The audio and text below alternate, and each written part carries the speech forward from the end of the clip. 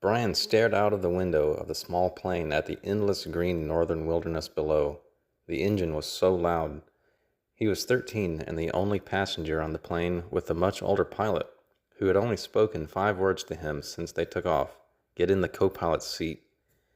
He had never flown in a small plane before, and all the controls were right there in front of him.